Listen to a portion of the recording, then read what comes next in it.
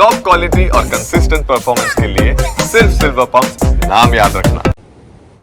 અને હવે વાત કરવી છે કે કયા વિસ્તારમાં કેટલો વરસાદ પડ્યો તેના વિશે ગ્રાફિક્સના માધ્યમથી અમે આપને સમજાવીશું કે કયા ઝોનમાં અત્યાર સુધી કેટલો વરસાદ નોંધાયો છે। સૌથી વધારે દક્ષિણ ગુજરાતમાં 41% વરસાદ નોંધાયો છે।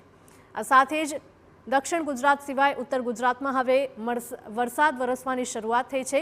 મધ્ય ગુજરાતની વાત કરીએ તો 40% વરસાદ નોંધાયો છે। આ સાથે જ વાત કરીએ સૌરાષ્ટ્રની તો સૌરાષ્ટ્રમાં સિઝનનો 36% વરસાદ નોંધાયો છે।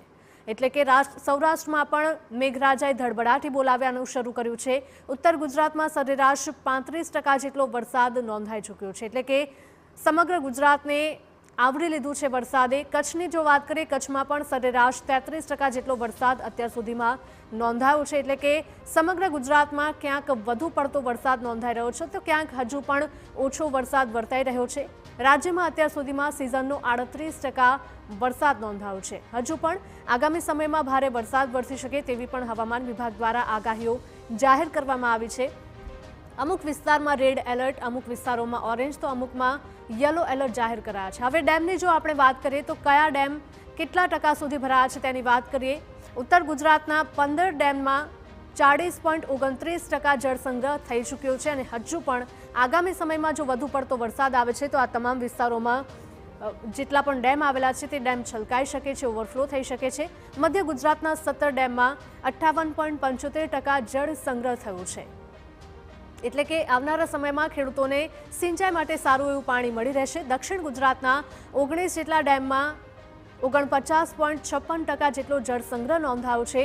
એટલે કે 50% સુધીના ડેમ છે તે ભરાઈ ગયા છે અને આગામી સમયમાં જ્યારે વરસાદ વરસશે ત્યારે અમુક ડેમ 100% પણ ભરાય તેવી પણ શક્યતાઓ જોવામાં આવી રહી છે। કચ્છના 20 ડેમોમાં 31.06% જેટલો જળ સંગ્રહ થયો છે।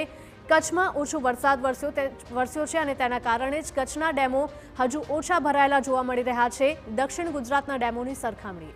તો સૌરાષ્ટ્રના 141 ડેમ છે કે જેમાં 56.56% જળ સંગ્રહ થયો છે। સૌરાષ્ટ્રમાં પણ સારો એવો વરસાદ પડ્યો છે અને તેના કારણે જ ડેમમાં પાણીનો સંગ્રહ 50%થી પણ વધારે જોવા મળી રહ્યો છે। સરદાર સરોવર ડેમની જો વાત કરીએ તો ત્યાં 46.56% જળ સંગ્રહ થયો છે।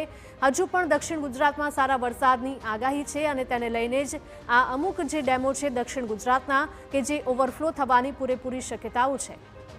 રાજ્યના કુલ 207 જેટલા ડેમોમાં 48.89% જેટલો જળ સંગ્રહ થઈ ચૂક્યો છે।